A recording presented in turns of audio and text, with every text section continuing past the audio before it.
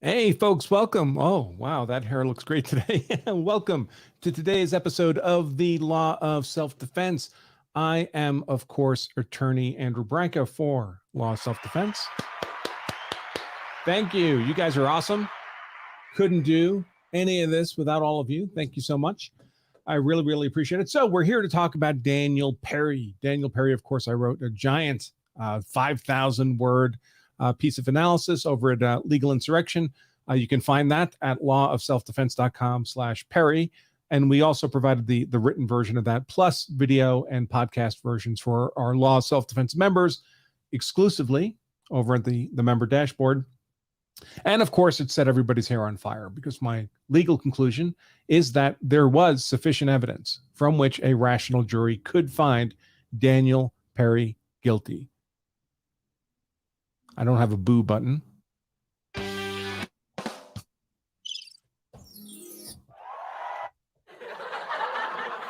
Maybe one of those sound effects is appropriate. So, yeah, I rode the motorcycle in today and it's helmet hair. So I believed, looking at the evidence, it was not an insane finding of guilty. Now, could a rational jury, a different jury, still rational, have looked at the same evidence and decided that the proper verdict was not guilty? Sure. Different juries will look at the facts in different ways, but facts existed from which a rational jury could arrive at a finding of guilty. So that makes the verdict valid. That's noise in the system, the variance in how different juries are going to look at a body of facts. That, however, presumes that the machine itself is not broken. And I think it was. So 2 days ago, April 13th, the defense filed, so that was, Perry was convicted, found guilty last Friday. Sentencing was supposed to be Tuesday, but I guess they haven't scheduled it. He's looking at life in prison. 2 days ago, the defense filed a motion for a new trial. Now, this kind of thing, filing for a motion for a new trial, a motion to set aside the verdict, these are all usually kind of hand-waving motions defense counsel goes through when their client's found guilty. And it never goes anywhere. It's purely perfunctory, or maybe to preserve stuff for appeal. But you don't get any relief from these things. I mean, you're first of all, you're making the motion to the trial judge, the judge who just presided over the entire trial. And you're asking him to decide that the entire trial was broken and should be done all over again. The prospects of getting a judge to agree to that are zero, absent really bizarre circumstances. But as it happens, we may have some really bizarre circumstances here. Now, I still wouldn't expect this judge, frankly, to just on his own initiative allow for a new trial on this motion. Maybe. But the arguments being made in this motion, at least one of them. So there's really 4 different arguments being made for a new trial. A couple of them I think are just, well, one I think is just completely silly. Another may have merit, but I think would be soft enough that it wouldn't go anywhere. And the other couple are worth actually taking a look at. So we're going to step through those over the course of today's show. And in a little bit of depth. So I'll pull up the motion. The motion references a couple of court decisions. So I have the court decisions. We'll look at those. And then I want to explain to you how, and I think the machine broke here, resulting in an invalid verdict. And explain it to you in kind of terms I hope anybody can understand. You know, to lawyers who work in the system, a lot of this seems obvious, but you know, all of you work in your own professions that I wouldn't understand a whit. I would need to be explained to me in simple terms. So I've set up a little PowerPoint slide deck that hopefully will help with that. Yeah, I do look a little red today, don't I? I keep playing with the lighting here, and it's leading to me some variance. Now, I have to say, I caution anyone whose hair caught on fire with my analysis last Sunday. Nothing's changed in that analysis. My opinion in that analysis is exactly the same because the facts and the law are exactly the same.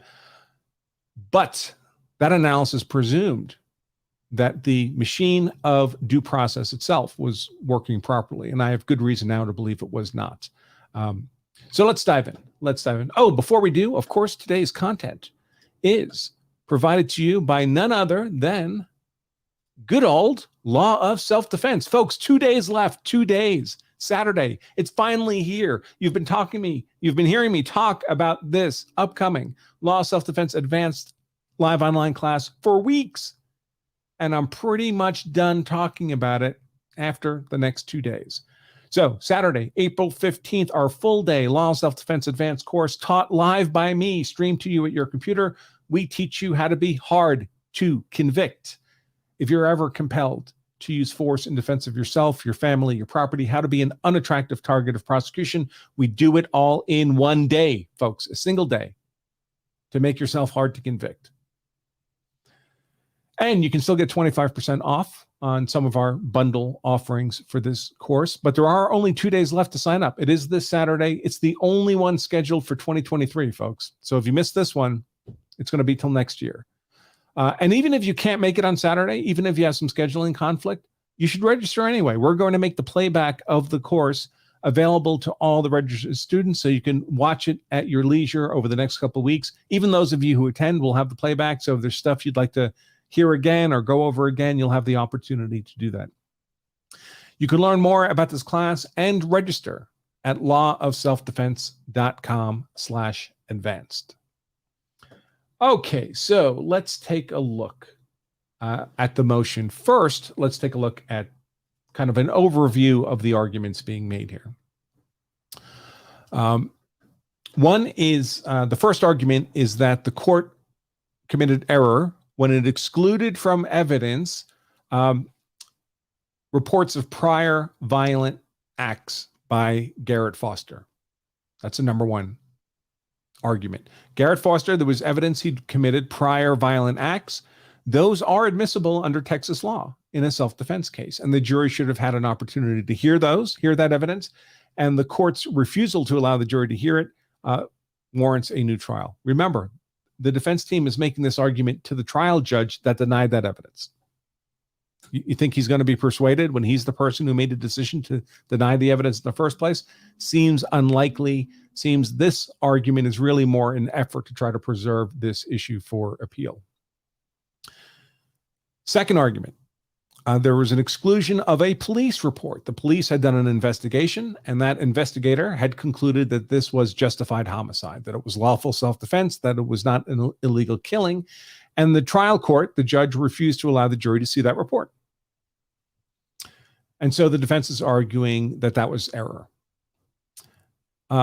Maybe, as we'll see on the technical argument, I think the defense may be correct, but I can assure you that if the judge had allowed the report, he also would have instructed the jury that the finding of justified homicide is not their finding.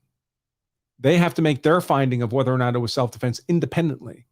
In fact, the judge might have redacted the ultimate finding of the report because that's the ultimate finding of fact here.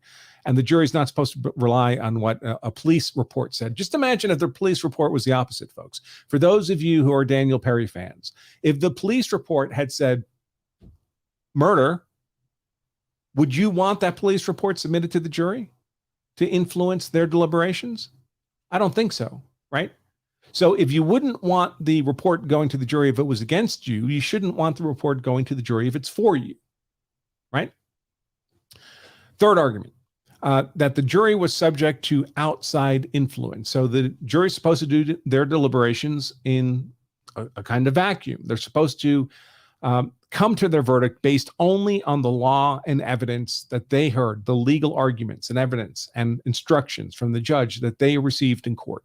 No outside influences, not talk to friends, not watch the media, not allow anything to influence their deliberations other than the facts they heard, the legal arguments they heard, and the jury instructions they received in that courtroom, period. Now, does that mean that the jury is often arriving in a verdict not knowing information that outside observers like us know? Sure, of course. but that's the way the process is structured. A fundamental function of a courtroom is to act as a gatekeeper on the facts, on the legal arguments, and on the jury deliberations, on the foundations on which a jury is supposed to arrive at a verdict. Number 4, the last one. I misspelled alternate here. Sorry about that. That's why I was a little late. I was scrambling to get these materials completed. That an alternate juror participated in deliberations. Again, you have a jury. The jury decides your fate, and you might start the trial with 12 jurors and a number of alternates. But at the end, when deliberations take place, it's only supposed to be the 12 jurors. The alternates, in my opinion, the alternates shouldn't even be in the room. Now, apparently, Texas law allows them to be in the room, or at least doesn't reverse convictions solely on the basis that an alternate juror was physically present. But this motion argues that that there was an alternate juror present, and the juror did more. The alternate did more than simply be present, that they actually effectively participated in deliberations. And that's not right. So let's pull up the actual motion and see what we have. And yeah, I think I may as well just tackle these in order. So let's see, share this tab. Yep, there we are. Let's see if I can make it a little bigger for everybody. So here's the motion. Daniel Perry hereby moves this court for a new trial based upon the grounds, either separately or collectively, set forth below. Number 1, the court erroneously excluded key evidence to establish Garrett Foster and the protester, and not Sergeant Perry. See how they do that, Sergeant Perry? Were the first aggressor. I'm not knocking the defense. I would do that too. Up for obvious reasons, right? That's how you want to present your client to this court. So case law. Let me move my windows over a little bit here. Case law from the Court of Criminal Appeals. Oh, by the way,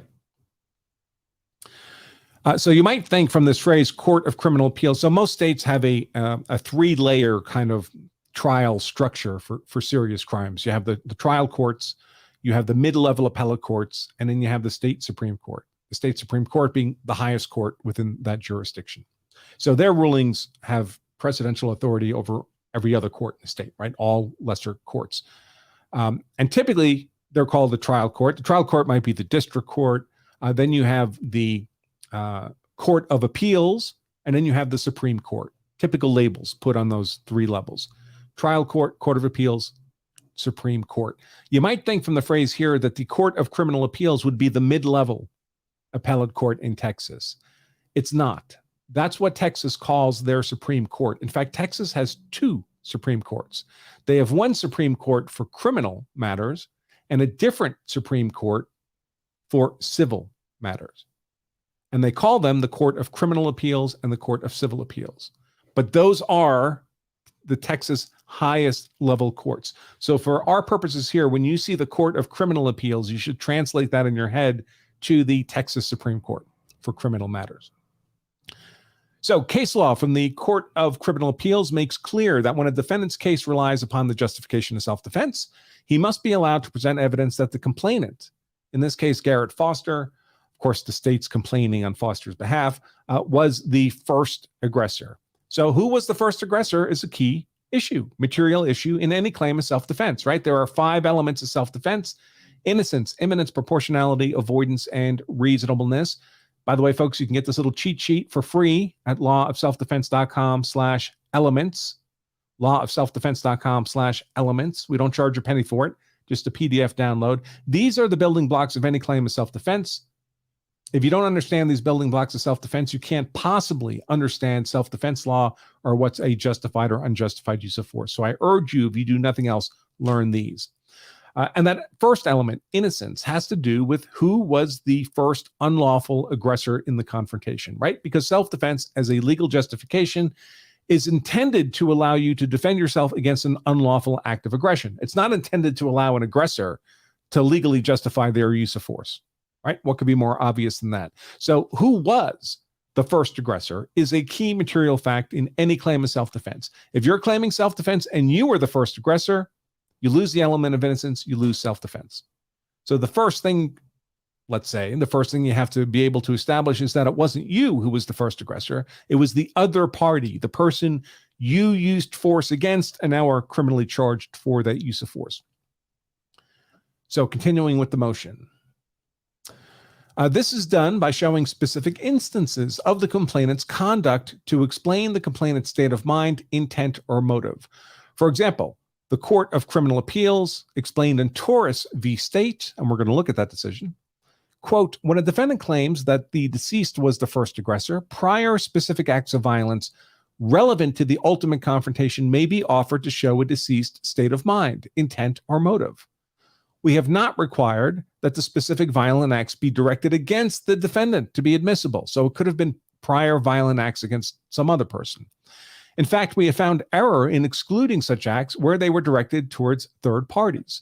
For purposes of proving that the deceased was the first aggressor, the key is that the proffered evidence explains the deceased conduct. As long as the proffered violent acts explain the outward aggressive conduct of the deceased at the time of the killing and in a manner other than demonstrating character, so you can't just say he's generally a bad person or generally a violent person, prior specific acts of violence may be admitted even though those acts were not directed against the defendant.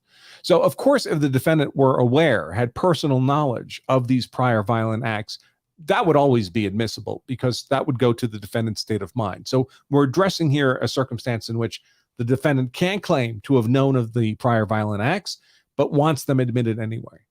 And the Texas Supreme Court for criminal matters here is saying, yes, those prior violent acts are admissible if they jump through these hoops. So in the context of Perry, if there were evidence of prior violent acts by Garrett Foster, whether Perry was aware of them or not, that evidence of prior bad acts by Foster should have been admitted to the jury for their consideration, but the trial court excluded them. Here we have more. Moreover, a defendant need not have known of the complainant's prior bad acts at the time of the incident in question. Appellant's purpose, quoting now from let's see, another decision, right? Tate v. State. Appellant's purpose in offering the testimony was not to prove someone's character, but to prove their intent, motive, or to cause harm. Thus, the evidence of this uncommunicated threat by the aggressor, allegedly made only a month or two before, had relevance beyond its tendency to demonstrate character. I already spoke to this. So what matters here is just the prior violent acts, if there's evidence of them, and the defender need not have been aware of them. The motion then continues to argue. It also must be noted that this case was a multiple assailants case. In light of that fact, evidence regarding prior acts of Mr. Foster's fellow protesters would also be admissible. Well, here's a problem for this motion, and that is the evidence does not support that this was a multiple assailants case. The narrative that many people believe to be true is that there was an aggressive attack by a mob on Perry's vehicle when he was approached by Garrett Foster, and they were collectively attacking the vehicle. That's simply not supported by the evidence, folks. I know you would like it to be, but it's simply, this is a just 6-second video clip, 6 seconds before Perry fires his shots into Garrett Foster. And you can see Perry's car here. And there's no mass attack taking place in this vehicle. There's certainly no violent attempt to breach the vehicle. There's just people walking by the car. So the notion that this was a multiple assailant attack, first of all, presumes that Garrett Foster was an assailant, which is in dispute, but certainly isn't supported by this evidence. The 6 seconds immediately prior to the attack, to the shots fired by Garrett. Everybody back up. So the notion that Perry's vehicle was being swarmed by aggressive assailants, multiple assailants, is just simply not supported by the evidence. But that's the argument the motion's making here, and it really undermines their first argument here about the prior bad acts, as does, frankly, their case law citations. But now they go to the evidence. What evidence was excluded? What was this evidence of prior bad acts of Garrett Foster. Prior violent acts, violence upon a person. Perry attempted to introduce evidence to show Foster's motive, state of mind, and intent by putting forth other incidents in which he was the first aggressor and during which he unlawfully scared other drivers who he believed might interfere with his objective to take the streets. These are all, of course, out of context phrases that were supposed to make inferences from favorable to Perry. Sergeant Perry also attempted to introduce a video recording of Mr. Foster in which he admitted that he carried his assault rifle as a means to intimidate P-U-S-S-I-E-S. I don't want to get a strike from YouTube by saying the word aloud. But notice here, this word intimidate, you notice it's not in quotes. You know why it's not in quotes? Can you guess why it's not in quotes? You think it might be because Foster didn't actually say that this is an interpretation? So they introduced a video recording of Mr. Foster in which he admitted that he carried his assault rifle as a means to intimidate Ps who do not share his beliefs. The defense attempted to introduce 3 other incidents during which Mr. Foster attempted to stop cars on the public streets using his girlfriend's wheelchair, and during which protesters then surrounded the car. Well, of course, Foster is not responsible for the other people's conduct. And folks, using your girlfriend's wheelchair to block traffic may be a bad thing, but that's not an act of violence. That's not causing injury or threatening to cause injury to the person whose car you're stopping. So this is ridiculous. This is a ridiculous argument on the part of the defense. Then they name a number of incidences, but it's all the same thing. It's all Foster placing his wheelchair into the road to inconvenience cars, compelling them to stop. And that may be a lot of things. That might be, interference with their freedom of movement. It may be a bunch of things, but it's not a prior act of violence that would qualify. So there was another exhibit, blocked a black SUV, this time with the girlfriend in the wheelchair, all the same things. In addition to these incidents, Sergeant Perry attempted to introduce a video from another date in which a black truck attempted to make a right-hand turn. Rather than allowing the truck to turn into the public street, Jeremy Lett, who admittedly kicked Sergeant Perry's car on the night in question, attacked the grill of the truck with a flagpole. Well, first of all, that's an attack on property, not on persons. Didn't cause any injury to anybody. And Jeremy Lett is not Garrett Foster. So this only ties in if you believe this multiple assailants argument, which I just showed you on the video, was not in fact taking place. Let's see. Oh, and here's where they try to say that Foster admitted he wanted to intimidate P words. Finally, Sergeant Perry repeatedly attempted to introduce Defendant's Exhibit 1, which was a video recording of Mr. Foster conducted by Hiram Garcia on the early morning hours of the night in question. In fact, I may have that video. Let me take a quick look. This impromptu street video.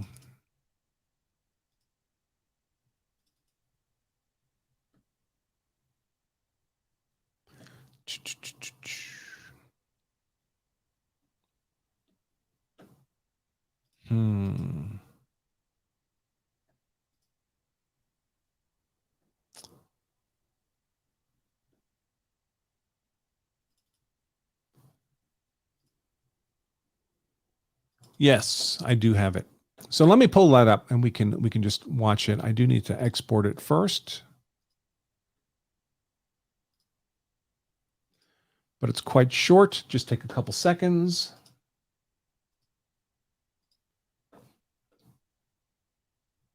And folks, it's going to be necessary for you to set aside your own biases here, because otherwise you'll hear whatever it is you want to hear. You need to come to this with an open mind,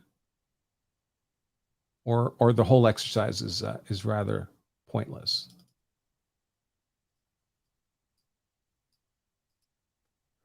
Okay.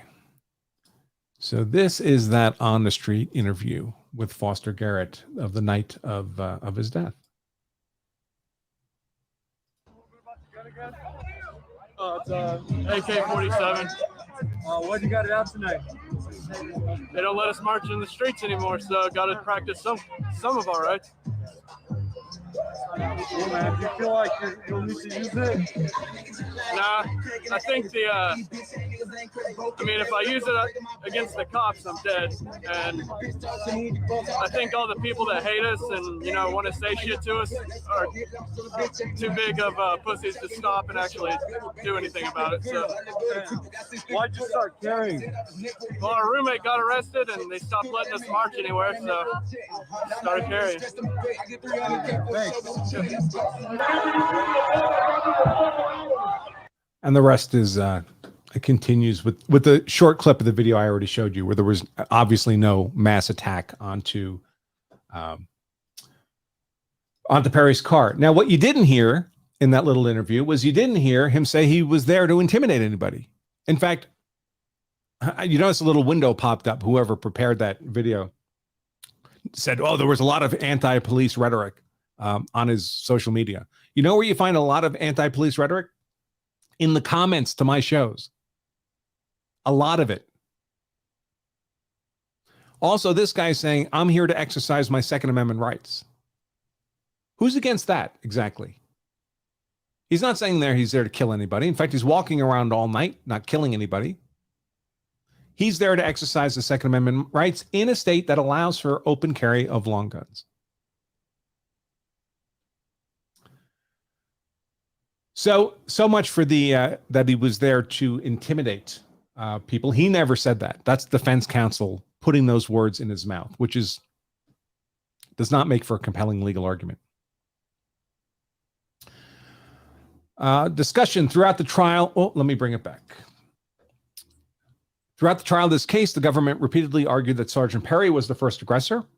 Sure enough, they had to overcome the claim of self-defense, and that Foster simply reacted naturally to Perry driving into a crowd of Foster's fellow protesters, including these other people.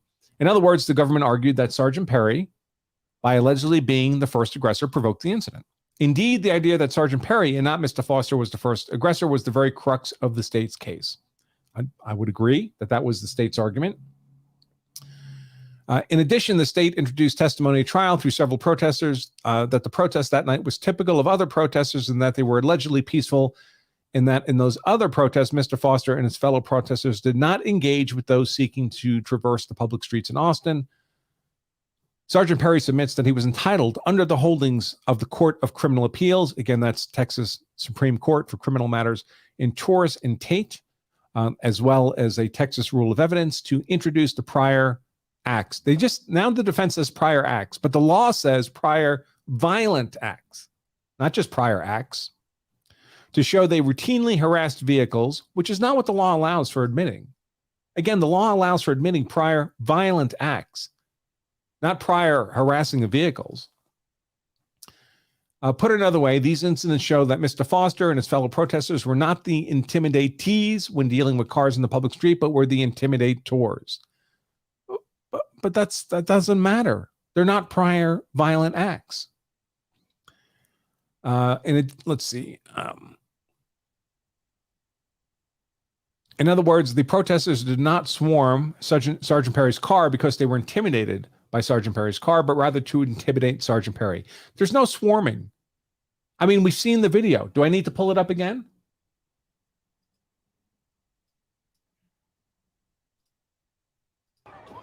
Where's the swarming of the car? People are just walking by. And there's the shot. There was no swarming preceding those shots. And really, in a self-defense case, when your legal counsel comes across as arguing in bad faith, the judge knows that. He's seen this video.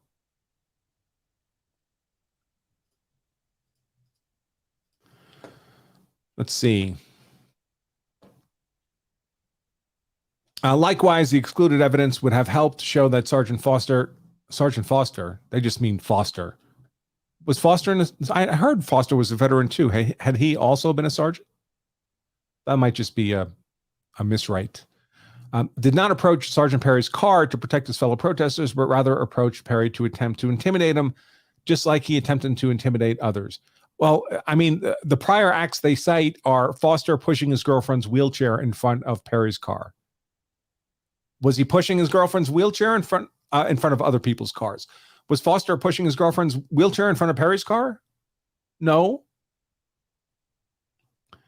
In addition, the excluded evidence would have corrected the false impression left by several protester witnesses that the protest in question was typical of prior protests where they painted as peaceful protests where Foster and fellow protesters did not seek to engage with unwary motorists.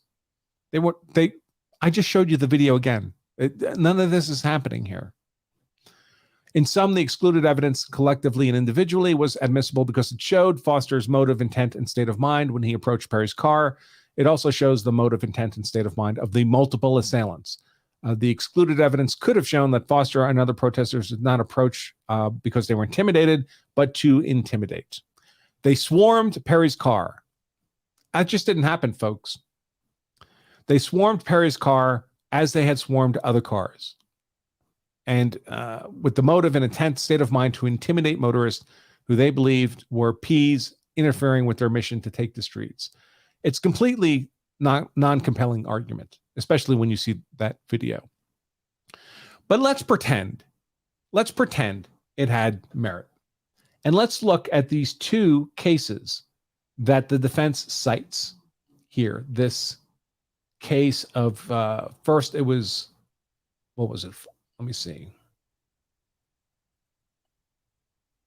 Torres, saying you can have these prior violent acts admitted, and the other one was Tate v. State. That you don't even have to be aware of the act. So let's take a look at Torres. Here's Torres. And if you'd like to read the decision before, I believe I set up a shortcut link, lawselfdefense.com/Torres. Torres v. State, here the trial court excluded. So this is an appellate court decision, Court of Criminal Appeals, the Texas Supreme Court for Criminal Matters, reviewing a conviction at trial that's been appealed to them.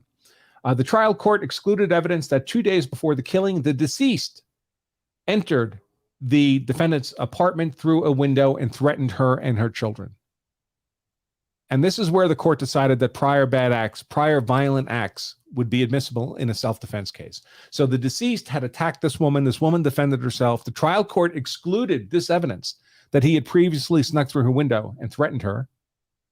And the Texas Supreme Court for Criminal Matters said, nope, we're ruling that prior violent bad acts evidence is admissible in a self-defense case.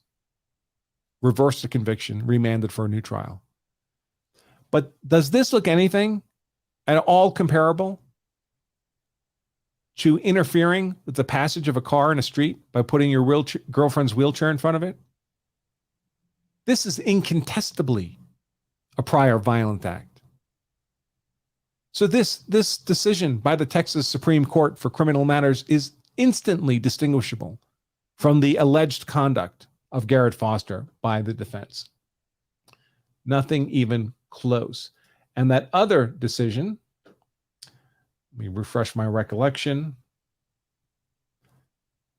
What was the prior bad acts, prior violent acts in the other decision cited by the motion here? In that case, the prior violent act was that, they're quoting another case. A victim here, someone claiming self-defense at trial, was hit in the head with a pool cue and chased into the parking lot by several men who were yelling racial epithets at him. That's not what happened here. There was no chasing of Daniel Perry. There was no swarming of his car. There was no hitting him in the head with a pool cue. There was no attempt to breach his vehicle. Again, instantly distinguishable, this decision from the current matter at hand. So this first argument that this prior violent acts evidence should have been admitted, I think, is completely ridiculous and has no merit whatever. Let's consider now the second argument raised in this motion for a new trial, and that is, come on, baby, where are you? Oh, I went past it. Sorry. It's hard to scroll in these little windows. It's the police report. Now, this may have technical merit, this argument. I'm not sufficiently... come on. Where is it? Number 2. The court erred by not allowing the defense to introduce the police report into evidence. So this may have technical merit in the sense that I don't know this area of Texas law well enough, and I'm not willing to research it to know it well enough to know whether or not technically the judge should have admitted this police report. Now, what the police report was, of course, there was an investigation by police, and they decided, they concluded that this was a justifiable homicide. They did not intend to charge Daniel Perry with a crime, much less murder. But of course, they don't control the decision-making of the prosecutor. The prosecutor makes their own decisions, and Prosecutor Garza, in fact, decided to charge Perry with murder, move ahead. That's within his discretion. Bring it to a grand jury and all that jazz. But the defense, having this police report in hand, and the police report read, more than 900-page police report by Detective, how do you say this without getting a strike from YouTube? I'll just call him Detective. Concluded, quote, based on the totality of the circumstances, darn it. Here we go. This is the number 2 argument. Sorry about that, folks. But we didn't miss any of the meat. Quote, based on the totality of the circumstances, the available evidence supports the assessment that Daniel Scott Perry had the right to be on the public roadway in the incorporated city limits of Austin, Travis County, Texas, did not provoke an armed encounter with Garrett Foster or engage in criminal activity other than a traffic violation, ran a red light, and reasonably acted in self-defense under Texas Penal Code Section 9.23, deadly force in defense of person, and then in bold type, justified homicide, close quote. Now, do I think this is a reasonable interpretation of the evidence of this case? Yes, I think reasonable people could come to this conclusion. I think a reasonable jury at trial could also have come to this conclusion. But a reasonable jury could have looked at the evidence differently as well and come to a rational decision of guilty on the facts in this case. But there's nothing crazy about this finding. Reasonable people could arrive at justified homicide, not guilty. So naturally, the very favorable conclusion in this 900-page report. And so the defense wanted to get this admitted to the jury. And the judge would not allow it. Now, the defense in its motion goes over the evidence and said, listen, it's well-established law in Texas that the state is not permitted to allow this kind of report, a police report, that concludes a fundamental fact of the case, right? The ultimate fact of the case to the jury, because the jury would be likely to see the report and said, well, the expert police say he's guilty, so he must be guilty. The jury's supposed to arrive at their verdict of guilty or not independently and not be influenced by an ultimate finding of fact by a police investigator. So the state would, if this report had concluded guilty of murder, it would never have been admissible to the jury. But the defense is saying, well, because it says, but it's not being submitted by the state. It's being submitted by the defense. And that is permissible for these kind of police reports to be admissible by the defense. And this is the technical argument that I can't really give much insight into, because these areas of the law tend to be very specific, jurisdiction by jurisdiction. There's a lot of variance here. And like I said, I'm not willing to research Texas law enough to give an informed opinion. Maybe we can get a experienced, competent Texas lawyer on as a guest to give us some insight into this. So perhaps the trial judge should have allowed this report in front of the jury, but he would definitely have given a limiting instruction to the jury that the report's ultimate conclusion is not their ultimate conclusion, that the report cannot replace the finding of fact function of the jury, the deliberations of the jury. In fact, that the report did not consider all the evidence. There was evidence presented at trial that was not considered in the report, especially a lot of Daniel Perry's social media posts, which were so damaging to his claim of self-defense that he might have to kill people on the way to work today and so forth. So the jury would be instructed by the judge that, listen, you have all the evidence.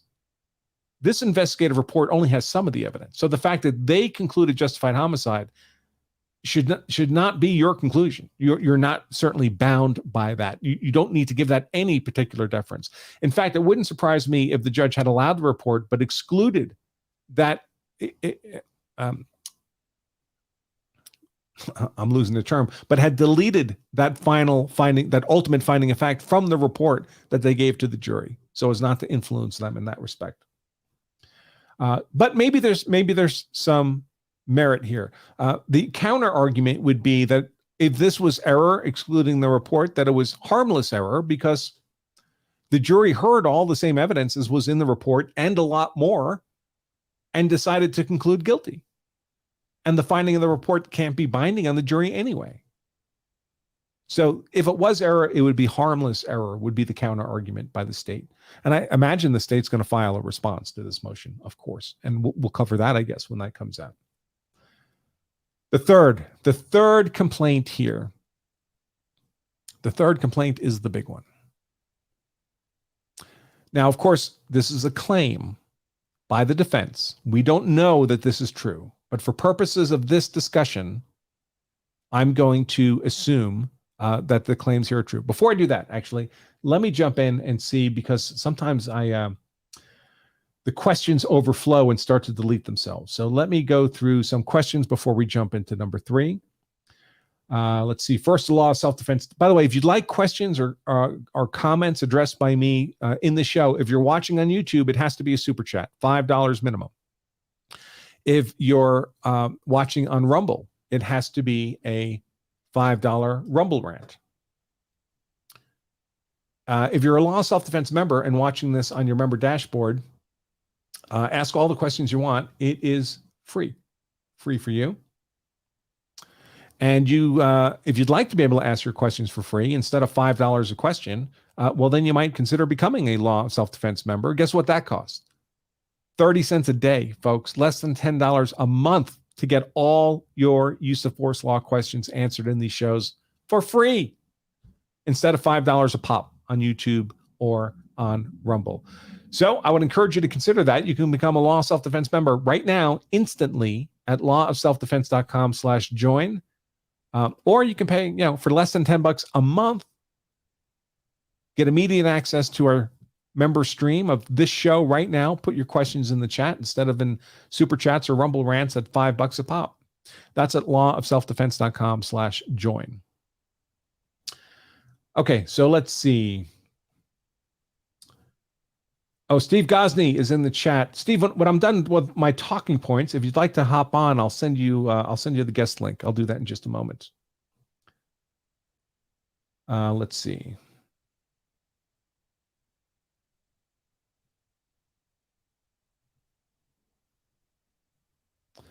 Most of these are comments about people frustrated with the verdict. Here's one. I don't mean to say Branca's wrong, but there's more than one way to view that particular evidence. Sure there is. Yeah, I agree. Again, a sane jury could have returned a verdict of not guilty here. That would have been a rational decision. But it was not irrational to conclude guilty. There's sufficient evidence. Remember, because the jury is free to discount completely all of the defense evidence and give credibility only to the state evidence. And if someone does that, it's not hard to see how they can arrive at a guilty verdict. And that's at their discretion. Let's see.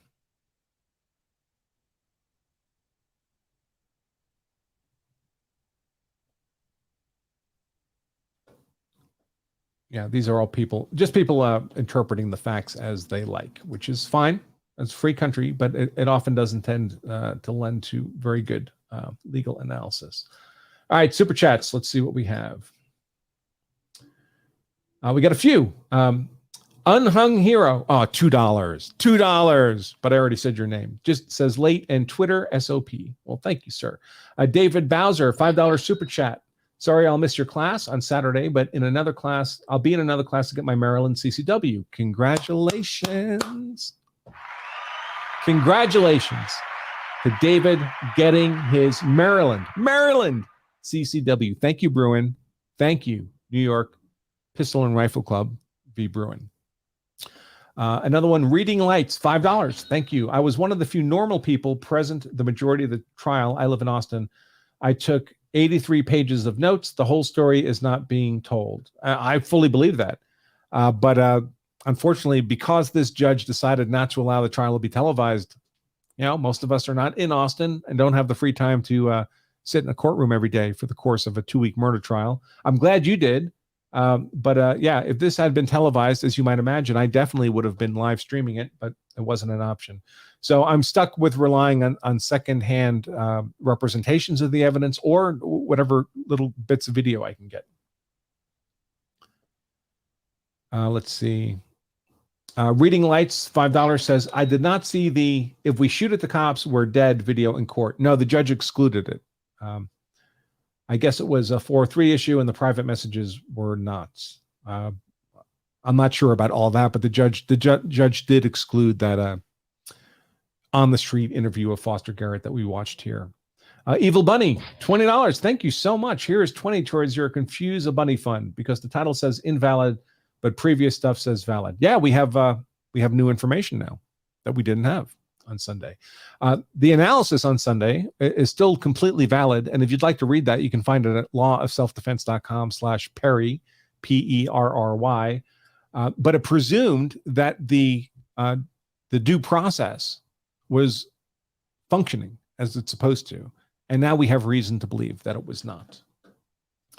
Rumble rant. Is Rumble not working?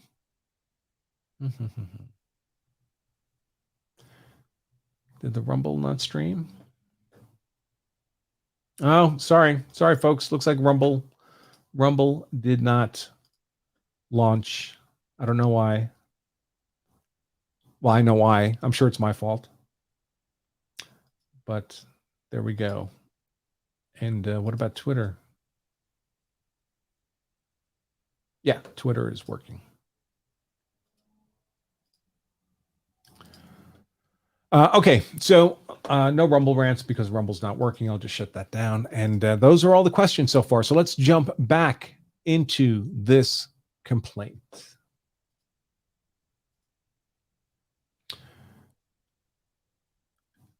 Of the 3 complaints, and remember there were 4, right? Exclusion of prior violent acts, exclusion of police report. I think the prior violent acts one is ridiculous. The police report may be technically correct. Probably the counter argument is harmless error. Or if the judge had done it, he would have excluded the, I think redacted the ultimate finding of fact of justifiable homicide as infringing on the province of the jury. So in that case, it would have been arguably harmless error, right? Because whatever would have been admitted wouldn't have included that. And that, let's face it, folks, that's why the defense wanted the police report admitted. But there could be legs to that. I'll defer to a Texas lawyer. And the jury subject to outside influence. This is the one that, to my mind, completely invalidates this jury verdict. Now, that doesn't make the jury verdict irrational. And it doesn't mean that if there's a new trial with a new jury, that the new jury also wouldn't return a finding of guilty. But it means that the process applied by the jury in this trial was sufficiently broken that you can't rely on the outcome. So let's hear from the defense what they say happened here. And of course, again, we're only hearing from the defense here. So this is their representation. Always hazardous, right? Everybody's arguing their own side appropriately enough. The jury, argument number 3, the jury was subject to outside influence. The Texas Court of Criminal Appeals, again, that's the Texas Supreme Court for criminal matters, discussed the concept of outside influence on a jury and when such outside influence amounts to reversible error. I'm not going to read through all the citations. In another case, McQuarrie, the Court of Criminal Appeals found an outside influence where, as here, a juror conducted his own internet research. Folks, remember, the jury is supposed to arrive at their verdict based on what?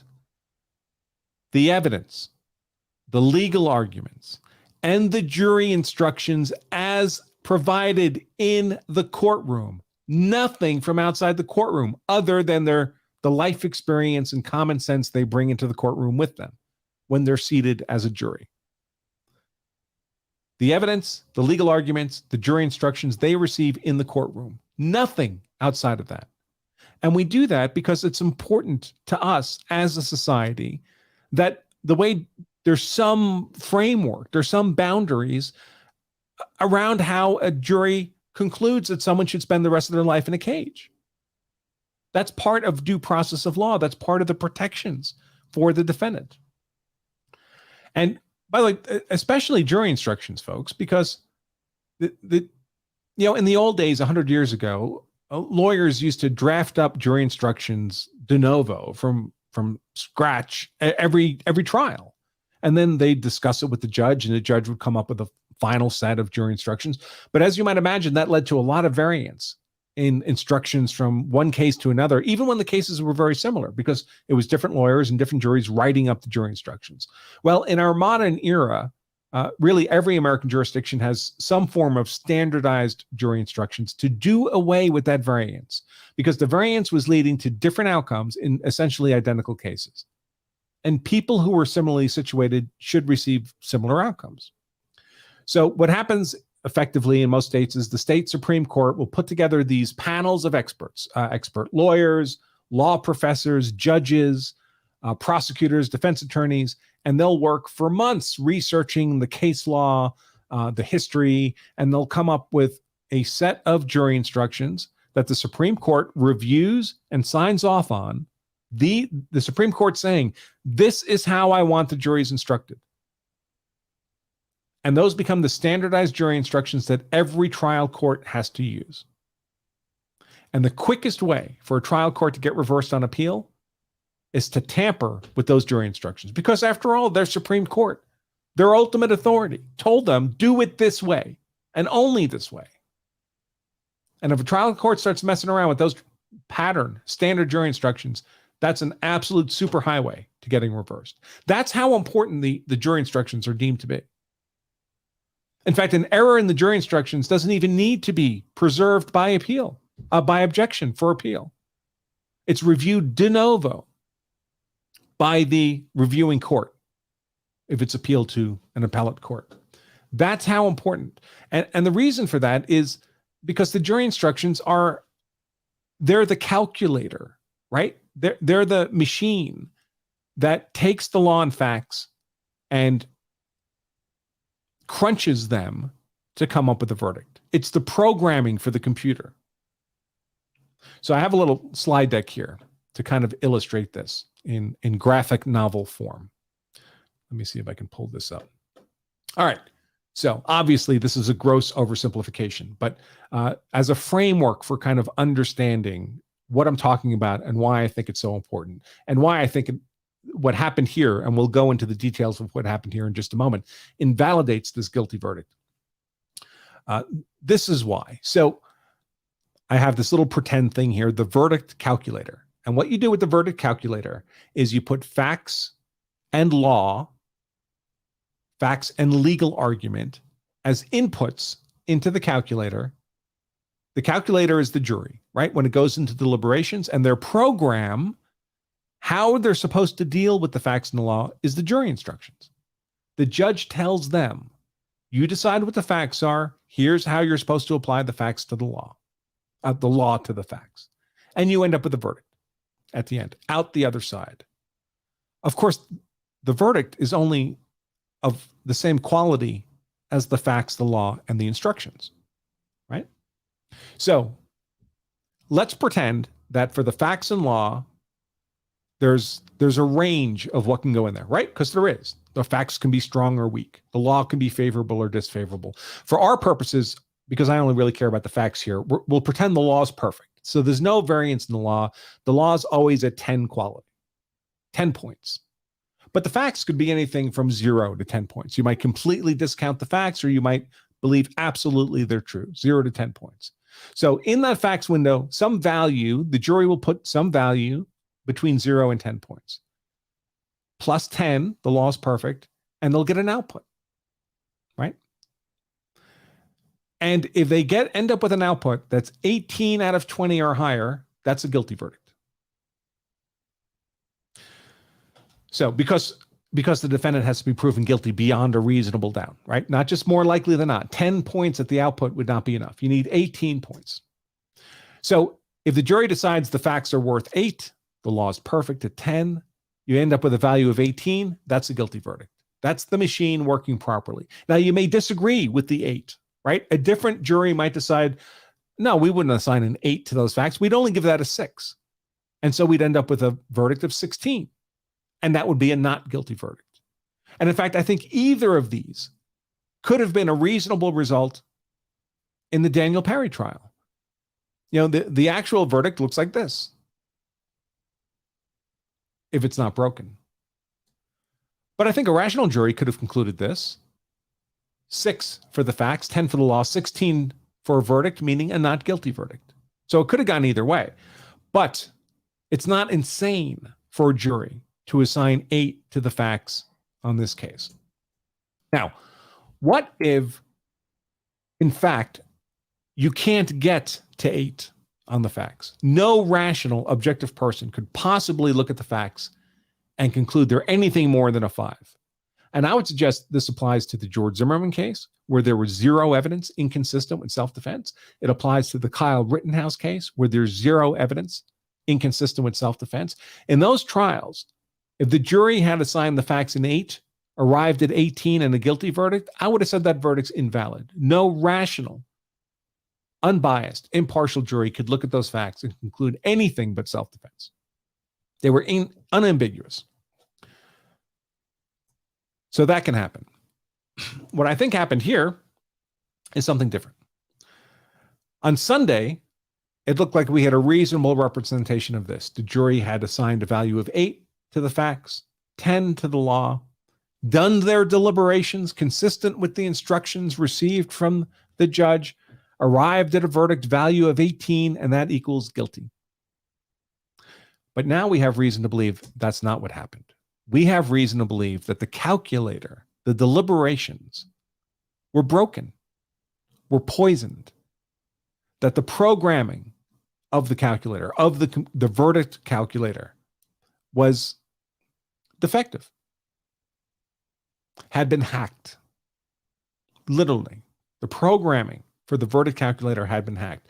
So the jury looked at the facts, may have thought it only had a value of 6, add 10 for the law, and a correctly operating calculator, verdict calculator, would have yielded an answer of 16 and a not guilty verdict. But the hacked calculator can add, took 6 and 10, summed them up, got to 18, and returned an invalid guilty verdict. That's what the defense is arguing here happened. And let's look at the facts that they have to present to us.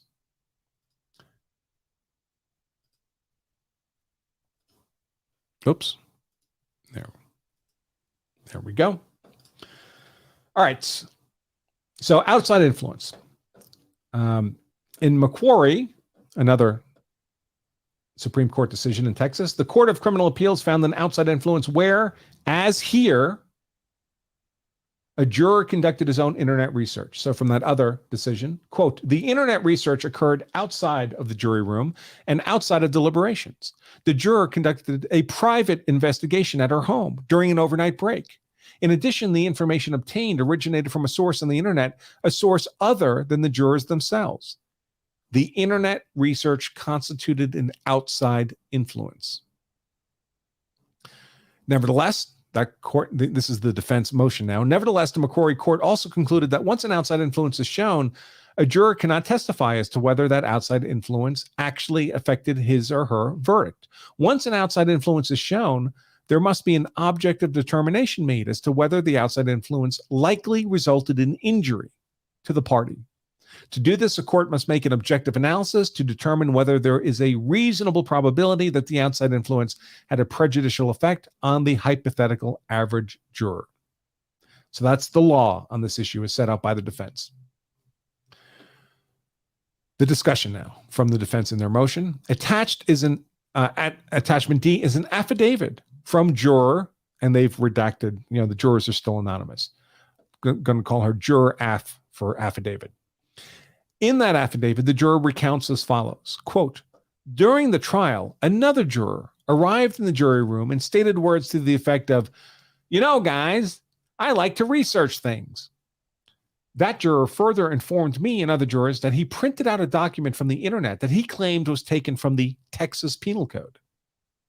That juror then went on to tell me and other jurors that based on this document he printed from the internet. The defendant has to prove or show he acted in self-defense. Close quote. Is that the burden of proof on self-defense in Texas? That the defendant has to prove or show self-defense? Well, the answer is yes and no. And this is why we don't allow jurors to do their own legal research, because they're incompetent to do their own legal research. So there's really two burdens of proof on self-defense. One is the burden of production. Before you're allowed to argue self-defense at trial, you have to show the court that there's at least some evidence in support of self-defense.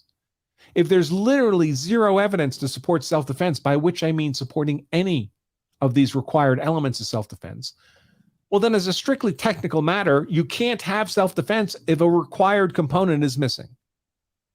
So the first thing that has to happen is the defendant has to show the court, listen, I've got some evidence on all these required pieces. It may not be a lot of evidence. It may be contested evidence. It may be controverted evidence, but I've got some stuff for a jury to consider. And as long as there's something for a jury to consider, then it's up to the jury to decide how much weight to give it. But if there's zero evidence, well, then there's nothing for the jury to consider. It can't be self-defense. That's called the burden of production.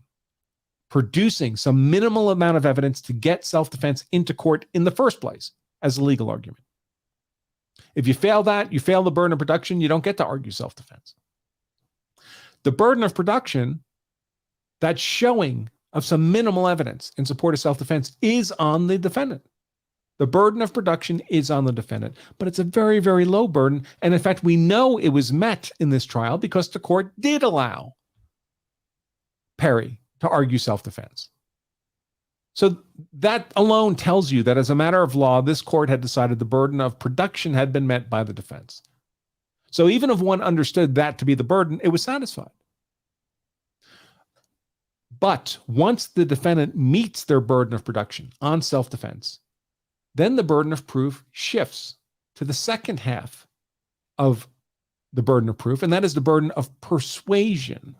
Once the burden of production has been met, the next question is, well, whose burden is it to persuade the jury of self-defense? Is it the burden on the defendant to prove self-defense, or is it the burden on the state to disprove self-defense? So you can see how this could be misinterpreted by the jury. The jury may have come to believe from this supposed content from the Texas Penal Code that the defendant had not just the burden of production, but also the burden of persuasion. And where a defendant has the burden of persuasion, historically on self-defense, they had to prove it by a preponderance of the evidence. In fact, the legal burden of persuasion in Texas is on the state to disprove self-defense, not just by a majority of the evidence, but beyond any reasonable doubt. So if the jurors believed Perry had to prove self-defense by 51%, mistakenly believe that, instead of correctly understanding that the state had to disprove self-defense beyond any reasonable doubt, we can't have any confidence in this verdict at all.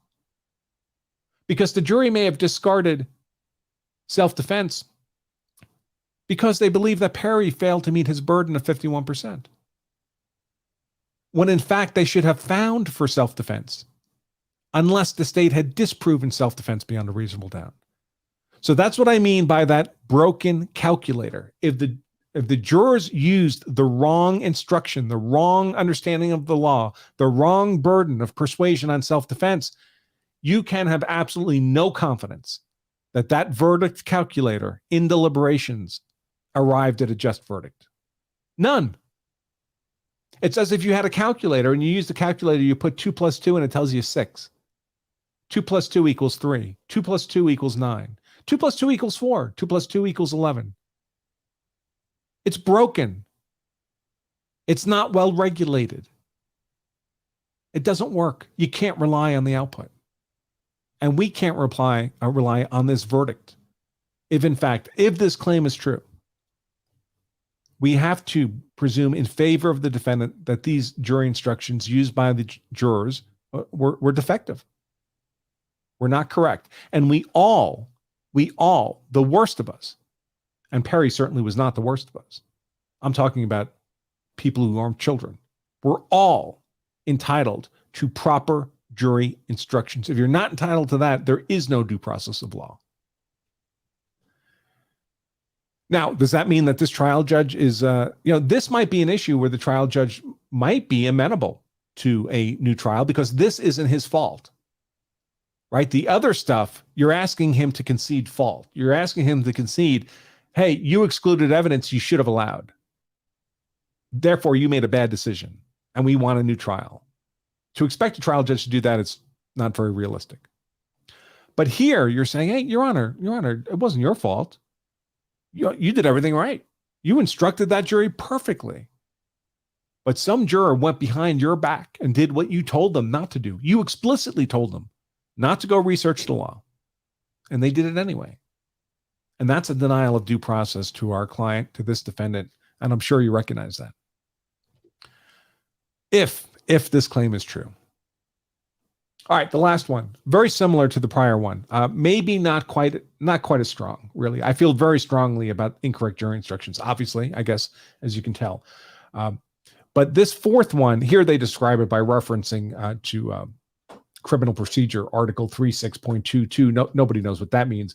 But in English, what they're talking about here is that an alternate juror participated in deliberations. This is argument 4. And the principle here is that you have your jury of 12, and there's some number of alternates, but when deliberations begin, the 12 real jurors are identified. The alternates, maybe they're not sent home, maybe they're held aside in case something happens to one of the 12 chosen jurors, but 12 chosen jurors go into deliberations, and only they deliberate. And no one else is supposed to have any influence over them in their deliberations. Now, typically what would happen is you'd have the 12 jurors deliberating in one room and any alternate jurors in another room. But sometimes courthouses are small, and you might find the alternate jurors in the same room as the 12 who are deliberating. And if they are there, they're supposed to keep their yaps shut. They're not supposed to be part of the deliberations. Only the 12 final chosen are supposed to be deliberating. So what happened here? So they cite a Texas Criminal Procedure Article 3.622. No person shall be permitted to be with a jury while it is deliberating. Seems straightforward enough. They continue. Although the Texas Court of Criminal Appeals has not yet decided whether the mere presence of alternate jurors in the jury room violates this statutory provision, the Austin Court of Appeals has held that there is no violation of the provision where there is no indication in the record that the alternate jurors participated in the jury deliberations. So here there's a Court of Appeals decision saying, listen, we'd rather they were not in the room. That's what the statute seems to require. But if they were in the room but didn't participate, we're not going to overturn a verdict on that grounds. The court will recall that Sergeant Perry lodged an objection pursuant to this criminal procedure article to the alternate jurors in this case being allowed to be in the jury room. So they preserved it for appeal with the 12 jurors who would decide this case. In her affidavit, juror blank also recounts, quote, this is the same juror who did the other affidavit, so that's worth considering. Juror affidavit recounts, quote, alternate juror blank participated in deliberations to the extent that I know she was adamant that Daniel Perry was guilty. She was very vocal about her feelings. While she did not actually, first of all, this is a problem because this seems to imply that she didn't actually, it says, she did not actually talk during during deliberations. So when was she saying these things? When was she very vocal about her feelings that Daniel Perry was guilty? Because she's not supposed to arrive at that conclusion until deliberations. But she didn't talk during the deliberations. So clearly she could only have communicated this to the other jurors before deliberations.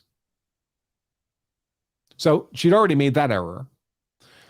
Continuing here, while she did not actually talk during the deliberations, she did snort, huff, gasp, and make other noises expressing her displeasure with juror comments that were inconsistent with finding Mr. Perry guilty. For example, when I suggested that Mr. Perry's social media postings were taken out of context, she gasped to indicate to me and other jurors that she did not possibly understand how I or anybody else could possibly believe that. Close quote. Well, this is a big issue, folks. I've seen people commenting on this saying, well, what is she doing? She's not arguing with anybody. She's just grunting and huffing and whatever. I mean, come on, that's not going to influence anybody. Well, it does. And those of you who are, disagreeable and stubborn, you might imagine that that's what a jury is like. That's not what a jury is like. Most people are not like that. Most people are not disagreeable or stubborn to any great degree, especially if it means they have to stay in this room with a bunch of other jurors instead of going home and back to work. They want to get out of there. They want this done. And most people are kind of sheeple. They're agreeable. They want to be persuaded. They're amenable to persuasion. They want to agree with people. They don't want to argue all the time.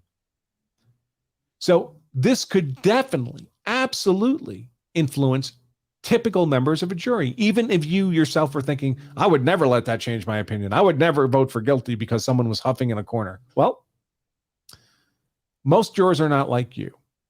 And she's doing this about critical material facts in the case. Perry's social media postings about I might have to kill someone on the way to work today, they're open to interpretation. They're ambiguous. He's not saying, I'm going to kill someone today. A reasonable juror like this one, apparently, could look at those social media postings and say, I think he was just expressing frustration or possible concern that he might be attacked and have to kill somebody in lawful self-defense. Not that he's planning to be an aggressor. That's a reasonable interpretation of those social media posts. But a jury could also conclude, man, he was looking to get into a deadly force fight. So when jurors here were saying, I think it was taken out of context. I don't think he meant anything malicious by that. And this woman is huffing and puffing in the corner.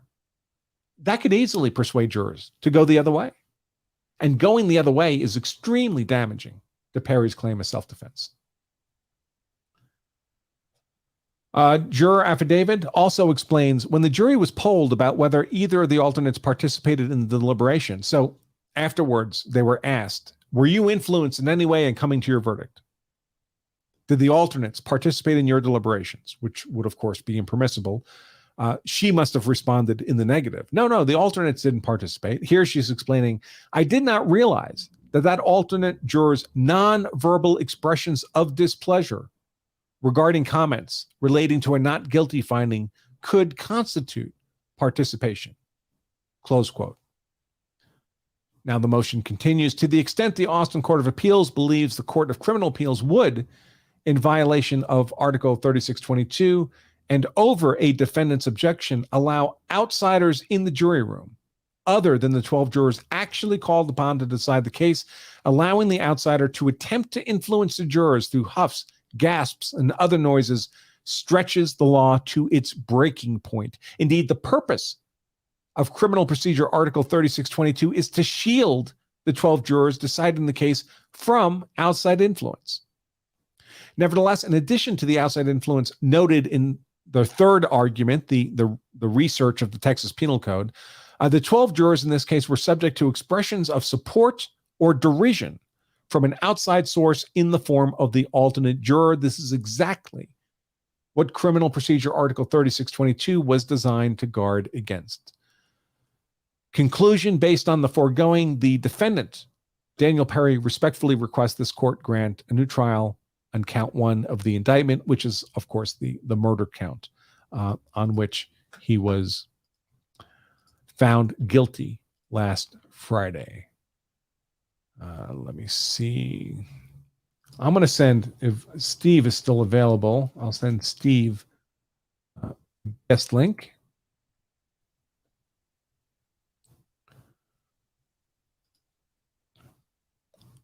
If he wants to jump on. Steve, I'm going to email it to you at your ALC email.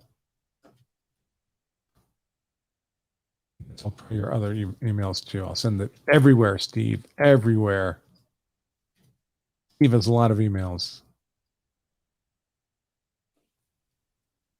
So that's the guest link for the stream taking place right now, Steve, if you care to jump on. Okay. So just to sum up, The four arguments here in this motion: argument one, that the judge erred in excluding prior violent acts evidence of Garrett Foster, I think is ridiculously weak, because they can't point to actual prior violent acts, which is what the law would allow in. Argument two, exclusion of the police report, may have technical merit. I'll defer to a Texas lawyer on that. But I expect a reviewing court would say it was harmless error, because even if the report was admitted, almost certainly the trial judge would appropriately redact the ultimate finding of fact from the version of the report given to the jurors, since that's the juror's job, is to determine whether or not this was justifiable homicide or murder.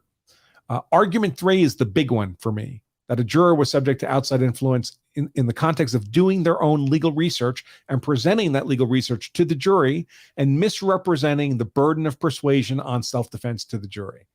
To me, that completely invalidates the merits of this guilty verdict. That is the verdict calculator gone insane. That's Hal on 2001: A Space Odyssey. That's the calculator that sums up 2 + 2 to 7, or other random numbers. Fundamentally undermines the due process of Daniel Perry as a defendant in this case. And similar problems with this alternate juror. I can easily see, knowing how jurors actually work. They don't work like the stubborn, disagreeable people many of you are, like I certainly am. They don't hold to principle. They're amenable to persuasion. And you're locked in a room with these people and someone's huffing puffing in the corner about material questions of fact in the case. And I can easily see a jury being persuaded by outside influence to a guilty verdict, not holding out for a mistrial or for a not guilty verdict. So 3 and 4 are absolutely the big ones. 3 to me is just an entire deal killer in terms of the guilty verdict. So that is where I am on this. Now, again, I caution, none of this changes my legal analysis on Sunday. I think there is legally sufficient evidence here for a rational jury functioning properly, applying the law as instructed to arrive at a guilty verdict. I would put the odds of that as low, given the law and the facts in this case, but it's within the realm of reason. I think it more likely that a rational jury would arrive at a verdict of not guilty. Maybe. And I think Daniel Perry's absolutely entitled to a new trial and a new jury. And maybe a change of venue would be prudent on this guilty verdict. This guilty verdict cannot be credited in any way if the jurors were basing their verdict on the legal research of one of their members. And if they were being otherwise influenced by outside sources. So Daniel Perry should absolutely get a new trial. Now, if he gets a new trial, he might get convicted again, right? By a properly functioning jury. Maybe not, maybe so. And if he was found guilty again, I guess I would just copy and paste my same legal analysis from Sunday. But all of us are entitled to a verdict based on proper jury instructions, because that's what defines the due process of law for any of us. All right, let me take a look and see if any new questions have come in. Let's see.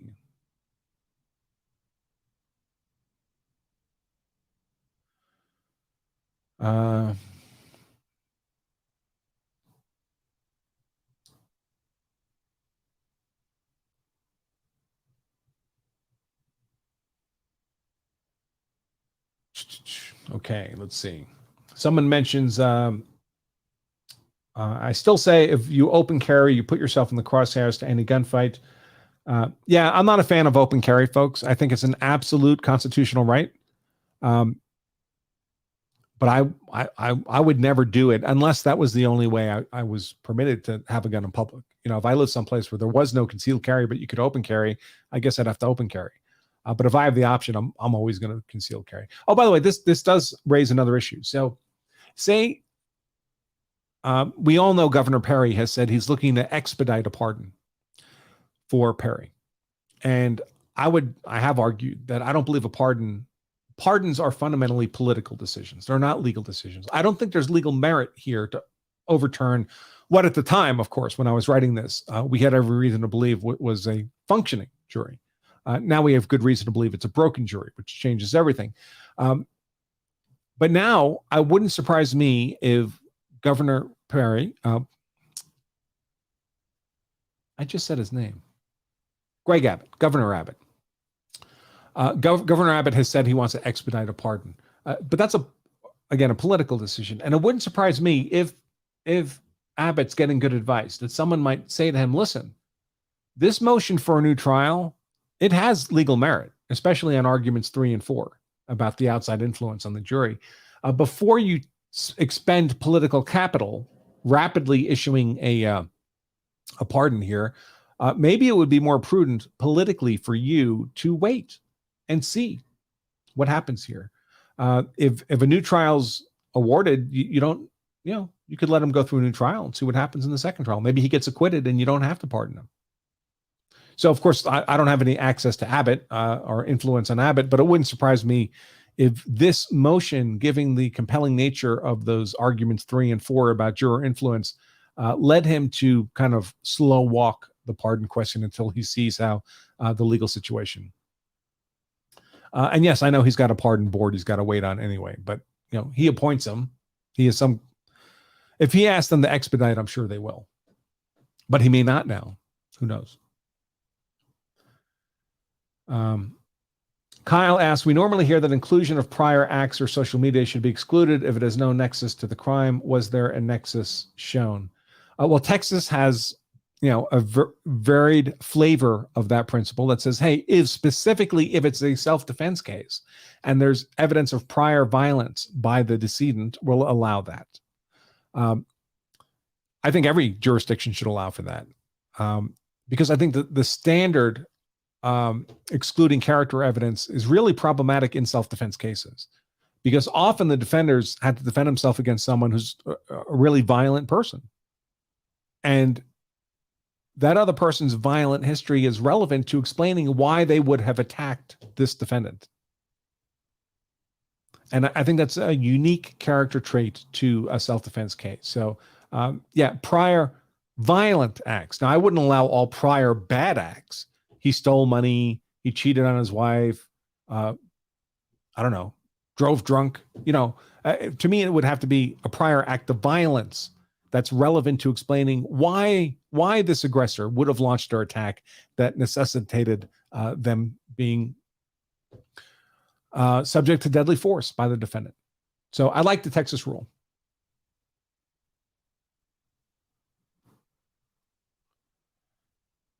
Tony D, law self-defense member Tony D, he was in the YouTube chat yesterday and saying he was a platinum member who was having trouble getting access to his member benefits, and it looks like we got that straightened out because he's on the member dashboard here. So glad to hear that.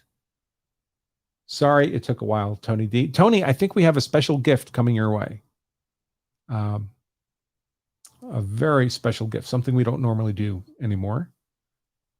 So you'll want to keep an eye on your mailbox for that.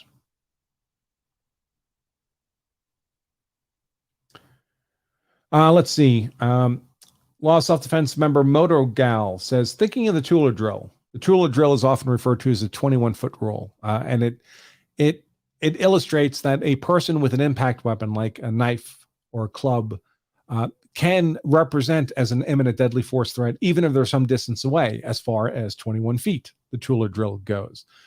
So she asks here, given the Tueller drill and how reaction is slower than action to defend oneself, at one point can one fire on a person armed and approaching? How close they would need to be? Well, the question framed in the proper legal language is, when does that person become an imminent threat? Because imminence is one of the elements of self-defense. And imminence is a good way of evaluating imminence is using something called the AOJ triad. AOJ, ability, opportunity, jeopardy. Unfortunately, AOJ is often taught as if it's the entirety of a claim of self-defense. It's definitely not, but it's a very good way to understand one of the 5 elements of self-defense, the element of imminence. So ability, opportunity, jeopardy. Ability has to do with whether or not the other person has the ability to cause harm. We all have some ability to cause harm, right? We have fists, we have feet. So it's really a question of how much harm. Only non-deadly harm or deadly force harm. So assume it's a person with a gun, right? They're capable of, they have the ability to inflict deadly force harm with their gun. Do they have the opportunity to bring the gun to bear against you? Maybe you're behind a known bulletproof barrier. Well, they have the ability to cause deadly force harm, but not the opportunity to do so.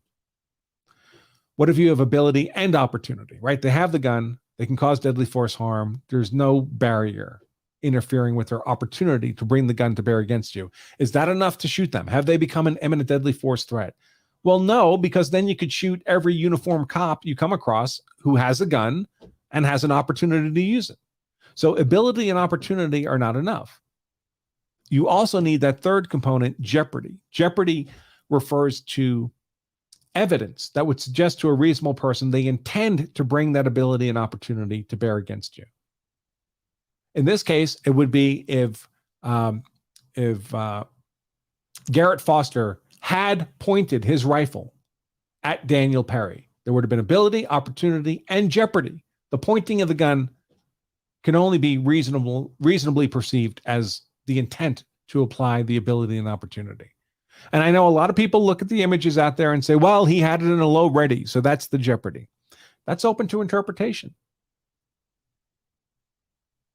Maybe he's just carrying the gun on a strap in front of him. Like, look at most of the photos of Kyle Rittenhouse walking around Kenosha with that rifle, and it doesn't look much different than what we see from Garrett Foster. There's no movement in these still photos of Garrett Foster. In fact, I have a little video clip that somebody sent me.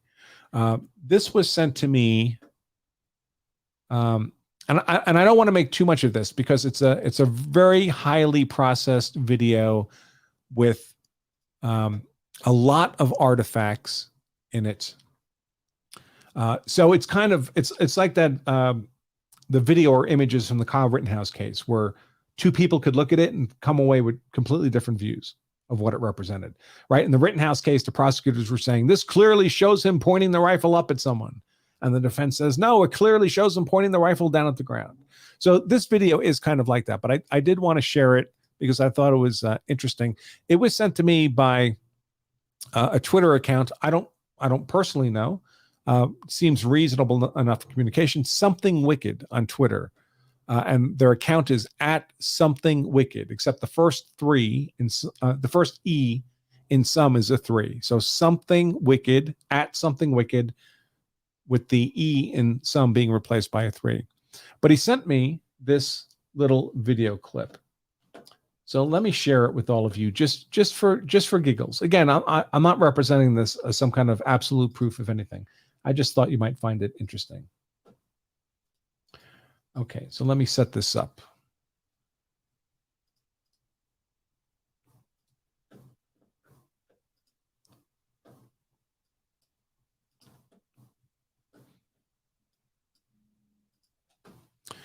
Okay, so what this is showing is here, you have the guy in the blue shirt here, right? But behind him is Garrett Foster with the baseball hat. And there is a flag, this little diagonal thing, that's a flagpole. So don't make the mistake of thinking that's Garrett Foster's rifle. And here is Daniel Perry's car. And this is the couple of seconds just prior to the shot being fired. Now, again, this is what's being represented to me. There's a lot of artifacts, highly processed video, right, as you'll see. And I doubt that this would ever be admissible in court. So this is just for our information. Daniel Perry's in that front passenger seat there. Garrett Foster's about to walk up to him. And I think some people will look at this video and see, one, there's no mass attack on this car that you can see. And you can't obviously see Garrett Foster pointing or raising his rifle at Daniel Perry.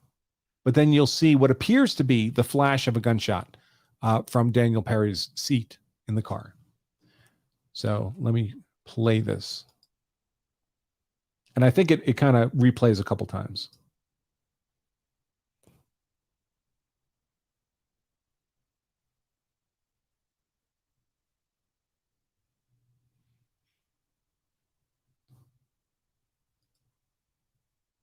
So again, I think different people will look at that and come to different conclusions, but I thought it interesting enough to share with all of you. I see someone in the comments saying, what about the 28 sets of fingerprints on the car? It was 24 for one thing, but it doesn't matter. They're not being applied in this moment. They're not being applied to the car when Daniel Perry's shooting. So maybe his car had contact from 24 people earlier in the day. That's not happening in the moment he's making the deadly defensive force decision.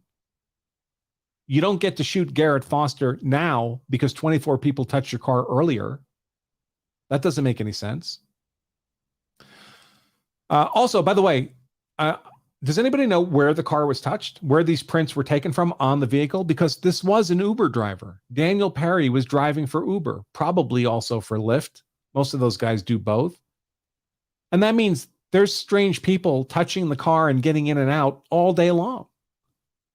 It wouldn't surprise me if every Uber car in a city like Austin had 24 sets of handprints on it. Now, you wouldn't expect them in the middle of the windshield, the middle of the hood, but I don't know where these fingerprints were collected on the vehicle.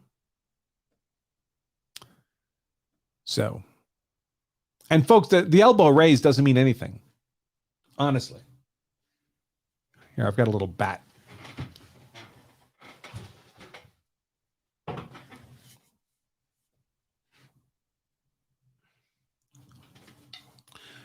I'm told you can't show real guns on a live stream, so I'm not going to do that. But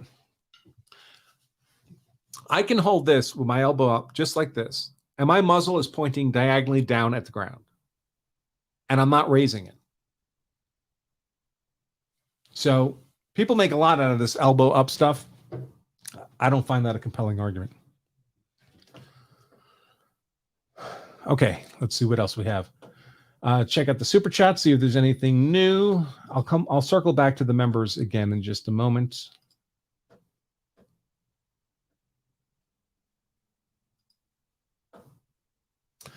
The Rider 24 super chat, $5. Thank you very much. Says the video doesn't show Perry's car. Link is a side by side of that video extended and a different angle. Yeah, I have the side by side. I don't know what you mean. The link doesn't show Perry's car. The side by side shows the little clip I've already shared with you. The little clip is pulled from the side by side video. It's this.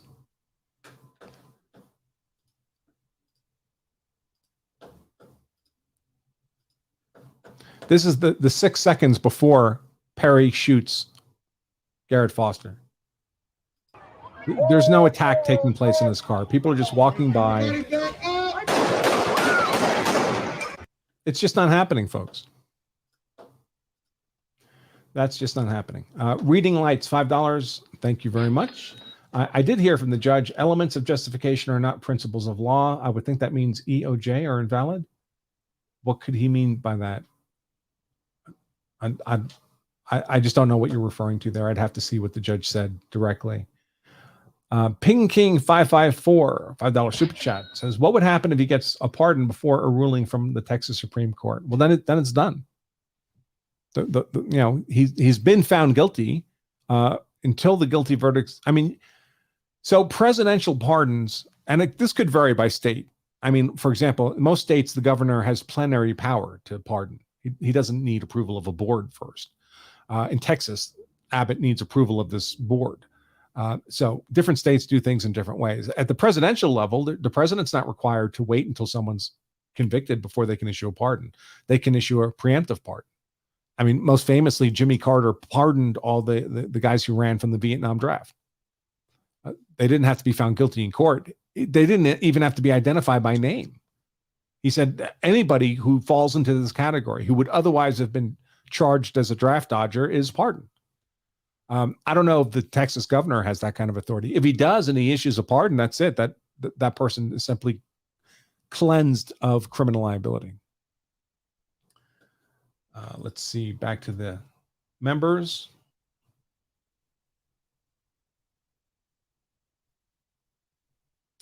Law self-defense member says, Kyle asked, these are damning affidavits from that juror affidavit, if true, but didn't this lady vote for guilty? Yeah, but she might have voted for guilty because she was told the burden of persuasion on self-defense was on the defendant and believed that.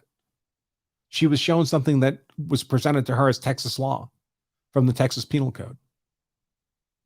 So she was misled on what the law required. And so herself now with a correct understanding can see that the verdict is unsound. Let's see.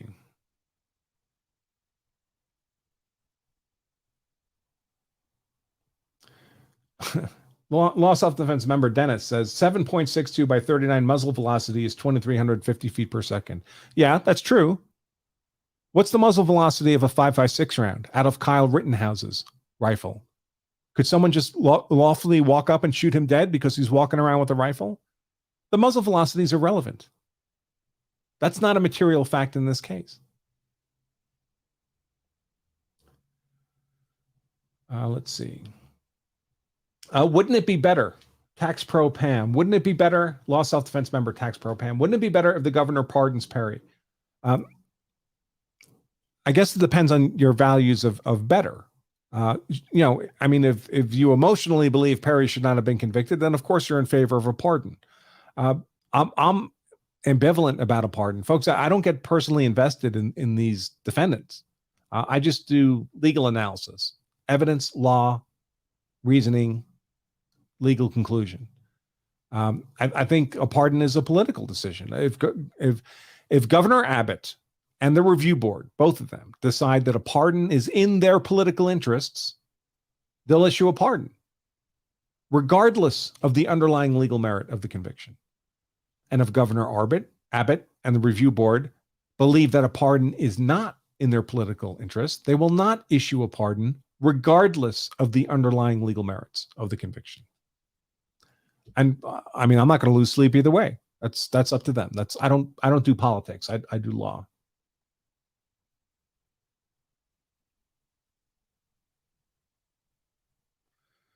Let's see.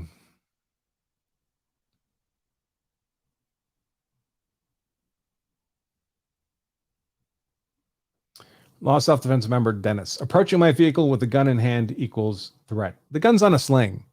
So this whole gun in hand thing, if you ever walked around with a rifle on a 2-point sling in the front of your body, your hands are on it. It's the most natural place to put your hands.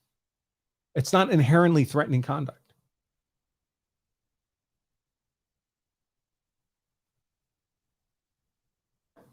Okay, let's see. Back to one more turn at Super Chats.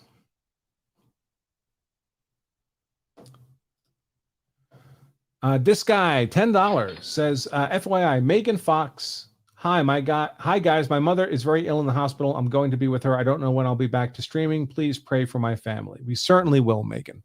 Thanks for making us aware of that. And best of fortunes for your mother and your family. For sure, for sure. Let's see.